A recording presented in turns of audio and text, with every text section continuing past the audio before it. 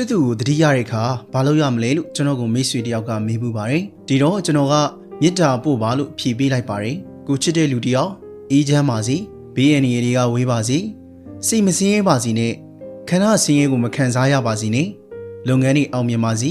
ကြံစီတိုင်းဖြစ်ထွန်းပါစေလူမိုက်တွေရန်ကဝေးပါစေသူတို့ကောင်းတွေနဲ့သာစုံတွေ့ရပါစေလို့အစရှိတဲ့မေတ္တာတွေပေးပို့လိုက်ပါတယ်ကမ္ဘာပေါ်မှာအမြင့်ဆုံးအရာစိတ်ဖြစ်တယ်လို့ခွန်အားအကြီးဆုံးကလည်းစိတ်ဆွမ်းရင်ပဲဖြစ်ပါတယ်ဒီလိုအမြင့်ဆုံးနဲ့ဆွမ်းအားအကြီးဆုံးစိတ်ကိုအသုံးချပြီးတော့မေတ္တာပို့တဲ့အခါမှာမေတ္တာတရားရဲ့အကျိုးကိုတကယ်ပဲရရှိပါတယ်အခြေရလို့ဆိုကြရင်မနေ့လေးဖုန်းဆက်ရမယ်စာပို့ရမယ်ဂယုစိုက်ရမယ်လာတွေ့ရမယ်